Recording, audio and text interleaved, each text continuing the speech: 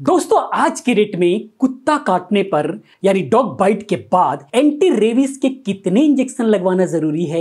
काफी लोगों के अंदर आज भी कंफ्यूजन बना हुआ होगा कि अगर कुत्ता काट दिया तो हमें कितने इंजेक्शन लगवाने पड़ेंगे। उसके बारे में हम लोग इस वीडियो के अंदर बात करेंगे। या फिर जो भी डोज है उसमें से एक आध डोज अगर भूल जाता है या फिर आप नहीं लगवाते हैं तो क्या हो सकता है, क्या कंडीशंस हैं, इन सब के बारे में हर किसी को जानना जरूरी है, जिसके बारे में हम लोग इस वीडियो के अंदर बात करेंगे। समझने के लिए वीडियो के साथ लास्ट तक बने रहें और पहली बार चैनल पर आ गए हैं तो प्लीज चैनल को सब्सक्राइब करें, चैनल के साथ बने रहें और प्लीज वीडियो को लाइक भी कर दें, शेयर भी कर दें और कमेंट करना ना भूलें कि आपको नेक्स्ट वीडियो किस टॉपिक पर चाहिए, क्योंकि आप लोगों के कमेंट के आधार पर ही वीडियोस आती हैं। आइए आगे समझने की कोशिश करते हैं। तो कुत्ता या बिल्ली पालने का शौक बहुत सारे लोगों को होता है। कई बार आपने लोगों को सड़क पर आवारा कुत्तों यानी स्ट्रे डॉग की देखभाल करते हुए भी आपको जो है मिल जाएंगे ऐसे लोग। यह मानवता के लिहाज से बहुत ही अच्छी बात है, लेकिन पिछले कुछ दिनों से सड़क पर घूमते आवारा कुत्ते हों या फिर पालतू डॉग्स, इनके काटने के मामले बहुत ही तेजी से बढ़ रहे हैं। इनकी वजह से लोगों में खतरनाक रेबीज का खतरा पैदा हो रहा है। ऐसे में डॉग बाइट या फिर कैट बाइट के संक्रमण को रोकने के लिए एंटी रेबीज वैक्सीन लगवानी बेहद जरूरी है। लेकिन क्या आपको मालूम है कि ये एंटी रेबीज वैक्सीन कितने इंजेक्शन लगवाना पड़ता है? अगर आप एक भी डोज लेना भूल गए या समय पर नहीं लिया तो इसका सेहत पर क्या असर होने वाला है? अगर नहीं तो इस वीडियो के साथ अंत तक बने रहें। हम आइए डिटेल्स में समझते हैं। तो चलिए, अस्पतालों में रोजाना डॉग बाइट के सैकड़ों मरीज एंटी रेबीज टीका लगवाने और इलाज करवाने के लिए पहुंच रहे हैं। कुत्ते के काटने के कई केस तो इतने गंभीर हैं कि उन्हें एंटी रेबीज इंजेक्शन या वैक्सीन के साथ ही ARS यानी एंटी रेबीज सीरम भी देना पड़ रहा है, ताकि वैक्सीन का असर होने तक जो है मरीज के अंदर रेबीज के वायरस के खिलाफ जो है पैसिव इम्यूनिटी बन सके, ताकि वो सेफ रह सके। पेट एनिमल बाइट चाहे कम हो या ज्यादा हो, एंटी रेबीज का जो टीका है वो बेहद जरूरी है, ताकि रेबीज होने का जो संभावना है वो खत्म हो सके और आप बिल्कुल बेफिक्र होकर के आप जीवन बिता सकें। अब हम बात करते हैं कि आखिर में इतने इसके कितने टीके लगते हैं। तो बहुत पहले कुत्ता बिल्ली के काटने पर एंटी रेबीज के 9 टीके लगा करते थे और ये सभी टीके पेट पर लगते थे, नाभि के अंदर लगते थे या फिर उसके आसपास लगते थे। अब तो एंटी रेबीज टीकों की बहुत ही एडवांस टेक्नोलॉजी आ गई है। अब rabies human diploid cell vaccine और वायरोसेल वैक्सीन मौजूद है। इन वैक्सीन के माध्यम से वायरस की बहुत थोड़ी मात्रा शरीर के अंदर छोड़ दी जाती है, ताकि शरीर जो है अपने आप ही इम्यूनिटी डेवलप कर सके।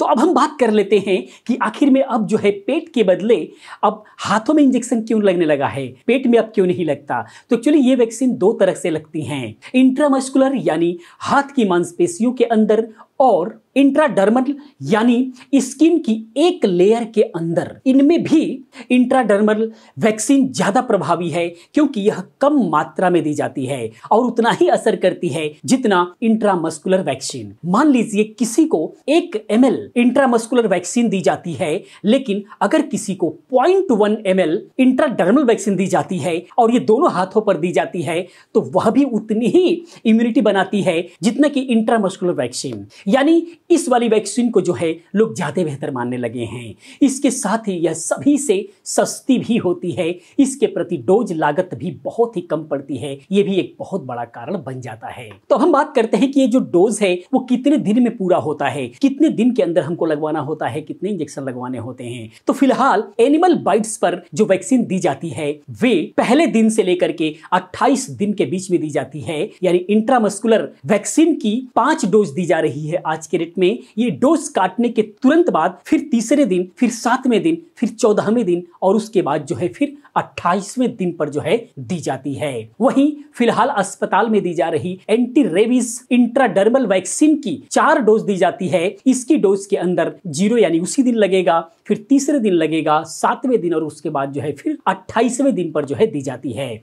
इन वैक्सीन से इम्यूनिटी विकसित होने में 7 से 14 दिन का समय लगता है। ऐसे में कई बार गंभीर रूप से काटे जाने पर मरीज को ARS एस यानी कि एंटी रेबीज सीरम भी दिया जाता है, जो वैक्सीन के असर करने तक जो है शरीर के अंदर पैसिव इम्यूनिटी बना सके, क्योंकि जो 10 से 15 दिन या फिर 7 से 14 दिन का जो समय ले रहा है उसके बीच में अगर रेबीज हावी हो गया तो प्रॉब्लम हो सकती है, इसीलिए सीरम दिया जाता है। तो अब काफी लोगों का सवाल यह भी उठता है कि डॉग बाइट से पहले ही ये वैक्सीन दी जा सकती है क्या, ताकि फिर कभी अगर डॉग जो है बाइट करे तो असर ना हो। तो इसके लिए जो है एंटी रेबीज का जो टीका है यानी सामान्य टीकाकरण अभियान के टीकों से बिल्कुल अलग होता है। यह वैक्सीन बचपन में या पहले से प्रिकॉशंस के तौर पर नहीं लगाई जा सकती।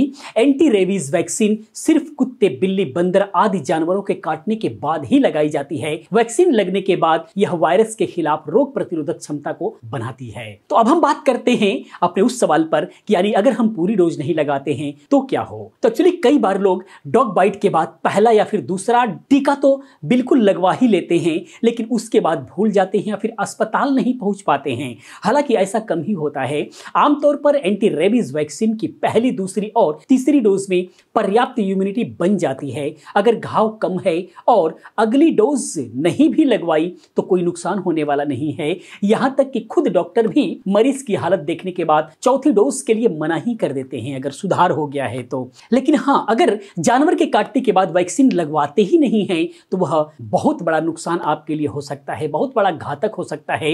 इससे रेबीज होने का चांस बहुत ही ज्यादा बढ़ जाता है, जिससे आपके मौत का खतरा भी बहुत ही ज्यादा बढ़ जाता है। इसीलिए जब भी डॉग्स या फिर इस तरीके की कोई चीज काटती है, कुत्ता, बिल्ली, इस तरह का बंदर वगैरह जब भी काटता है तो आप एंटी रेबीज टीका जरूर लगवाएं। यह आपके सेहत के लिए बहुत ही ज्यादा जरूरी है, आपके फैमिली के लिए, आपके परिवार के लिए बहुत जरूरी है। दोस्तों, ये वीडियो इन्फॉर्मेशन आपको कैसा लगा प्लीज आप कमेंट में जरूर बताएं। इसी प्रकार की बहुत सारी वीडियोस को देखने के लिए चैनल को सब्सक्राइब करें, चैनल के साथ बने रहें, क्योंकि मैं इस टाइप की वीडियोस लेकर के आता रहता हूं। मैं मिलता हूं नेक्स्ट किसी और अच्छी इन्फॉर्मेटिव वीडियो के साथ में। पूरी वीडियो देखने के लिए, चैनल को सब्सक्राइब करने के लिए आप सभी का बहुत बहुत दिल से धन्यवाद करता हूं। आपका दिन शुभ हो।